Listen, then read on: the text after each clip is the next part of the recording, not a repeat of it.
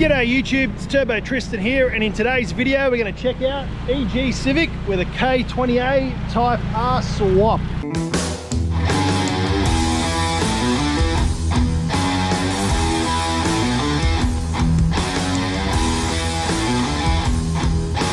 So this car actually belongs to two friends of mine. One is my brother-in-law Ty, and the other is Tommy. A lot of guys in the Honda scene know him. He's currently one of the mechanics at eTuners, and he put all this car together with the help of the brother-in-law Ty. Now, I made a funny joke the other night. I think it was funny. I said we're gonna have to call Ty a new nickname called Pa, and everyone said why, and I said because Type R, because we got the Type R engine, so that's his new nickname, Type R. So this car's got the 5-stud conversion, new secret brakes, slotted rotors all around, K20A from the Type R Civic.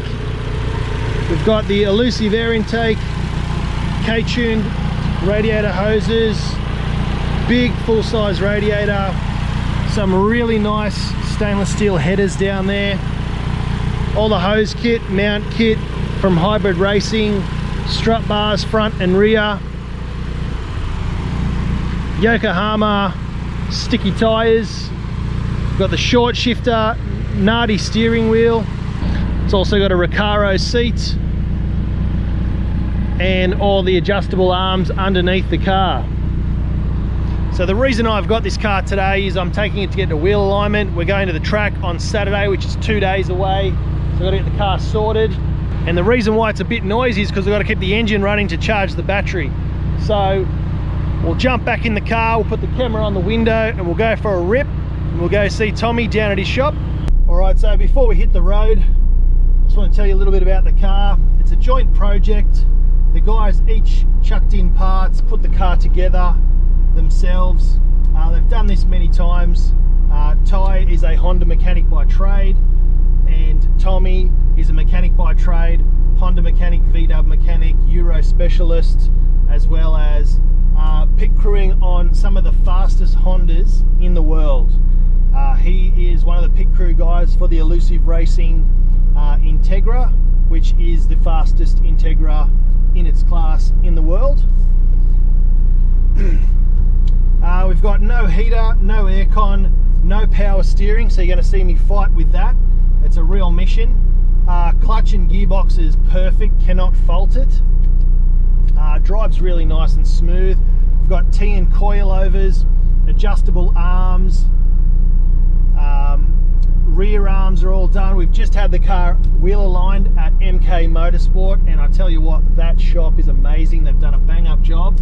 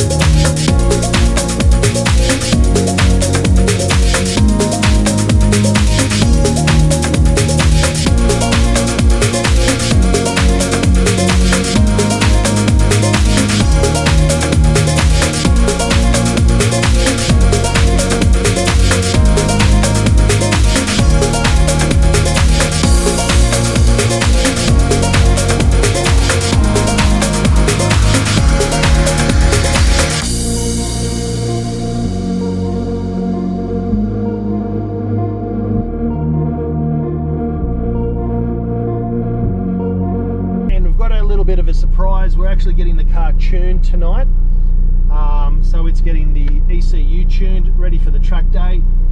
Personally, I think it's got enough power NA and for Ty's first attempt at the circuit, but hey, who doesn't love more power? So let's go for a rip, and I'll show you what this thing can do.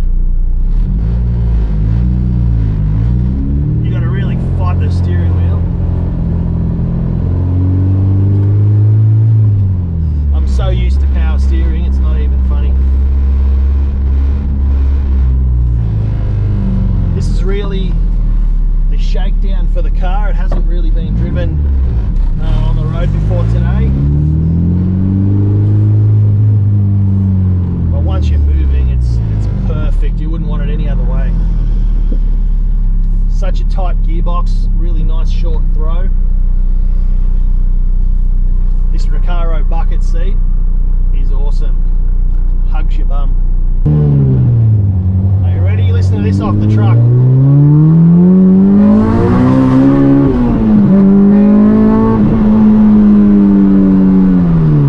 8,500 RPM. And shifting. Still had more left. Alright, here we go. Full send time.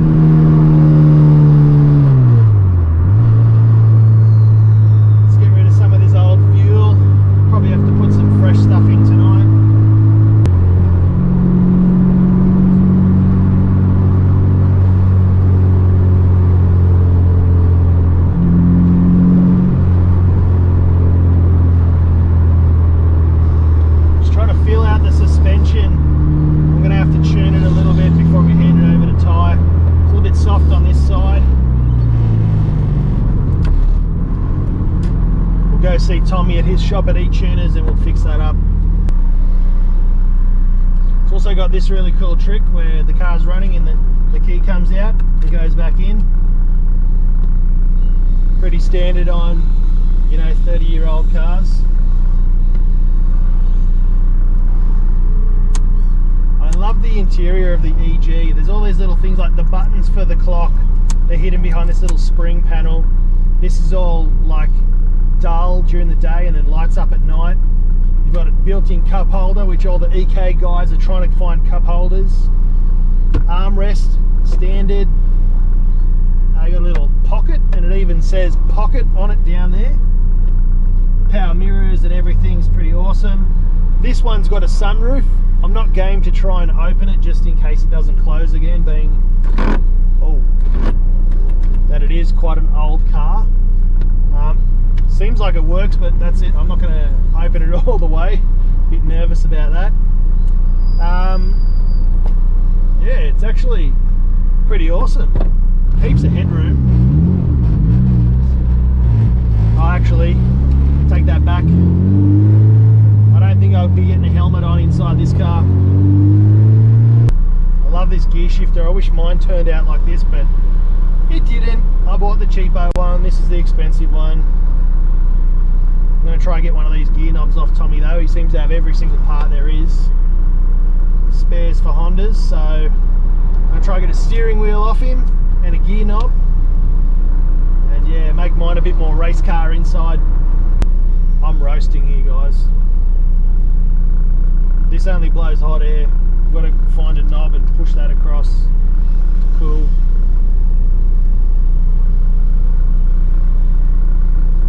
Actually, can use the key. There we go. Bonus. Let's get some cold air going. Well, don't know about cold, but not hot air.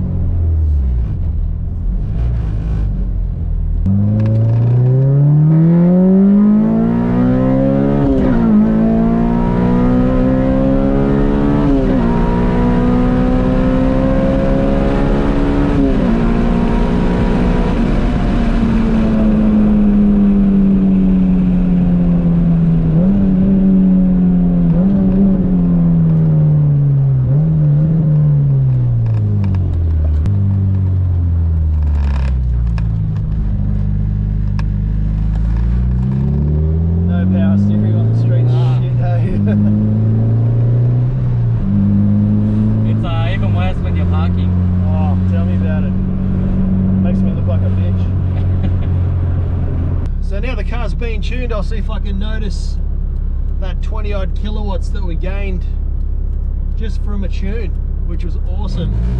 Took out the flat spot. It's not running so rich anymore, which is great.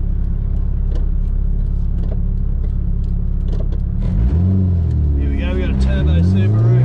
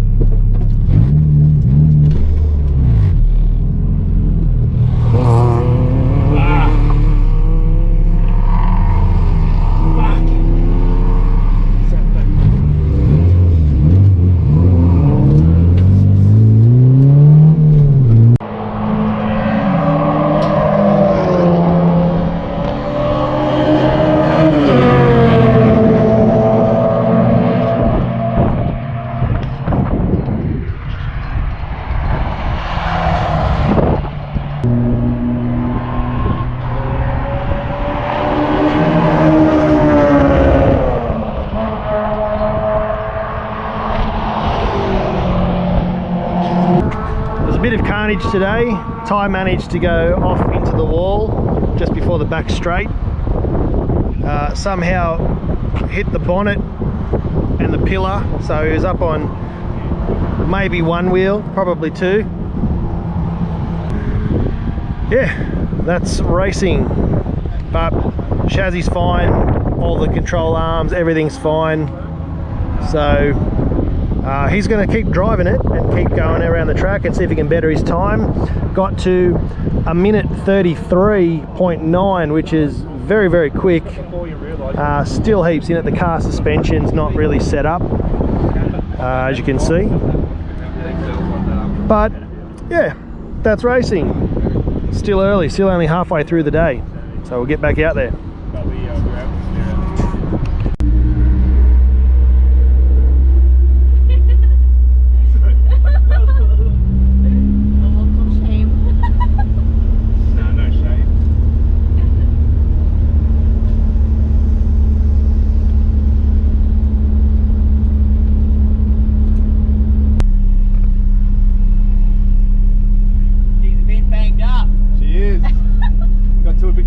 Too excited. Yeah, I got a report that I've got to go and check the wall after. Oh, right. Okay. Didn't do any damage to the wall, did it? Hope not. Hey? I hope not. I hope not too, because it's about $8,000 a length. Oh. Yeah. Ouch. Right. That's not good. Shit happens, man. Yeah. Shows that you're pushing hard. Well, that's what I was saying. Like, you're not driving hard enough. If you don't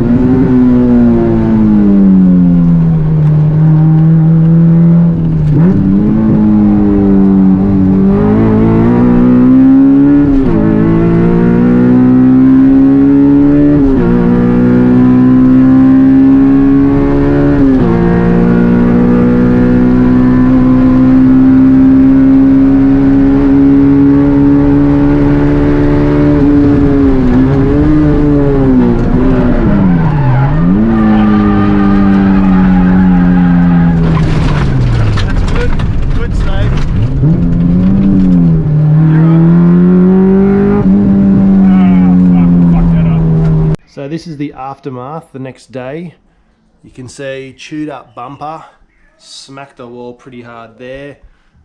Headlight indicator somehow went halfway over onto the bonnet. So the bonnet starts here and went all the way over there.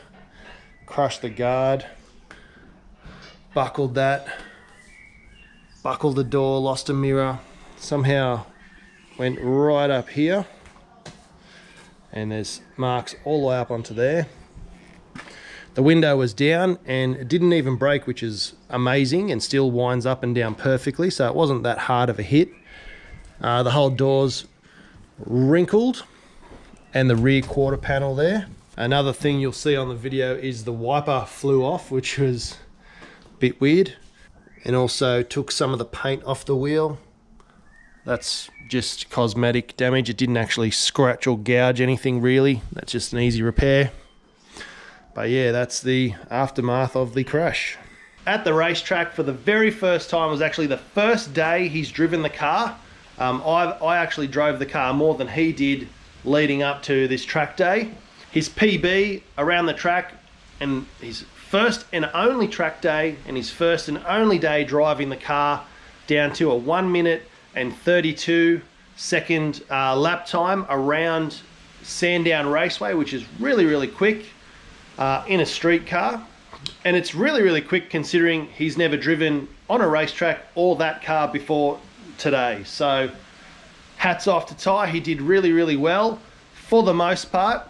You'll see in the video there's a couple of spins, and unfortunately there was a massive stack where he met the wall. Sometimes it bites you in the ass, and he actually smacked the wall pretty hard on about the third or fourth session of the day. The downside to this is I didn't have the camera running in the car that time because there was actually an incident. So they pulled everyone off the track, cleaned up whatever it was, and then sent everyone out, and he didn't hear the call. And then a couple of minutes into the next session, he realized he was meant to be out there. So he rushed out. I didn't turn the camera on, and that was the time that he smacked into the wall. Nothing's really wrong with the car besides needs a door, needs a guard, needs a bumper, and needs a headlight. The back quarter will push out mostly, and then we'll just give that a clean up. The wheel alignment, everything else was fine. Tyre was fine, so that was great news, and that's the most important thing.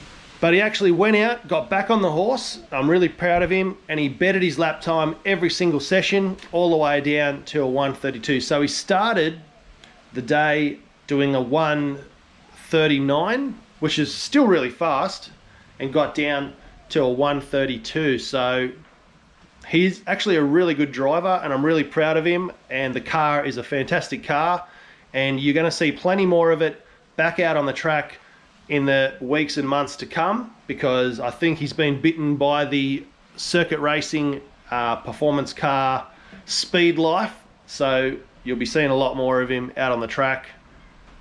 We've still got to dial the car in, set it up. This was really just a test day, so it's going to get much quicker. But make sure you drop a like and a comment and subscribe, and we're going to see much more of this car in the future. Thanks for watching.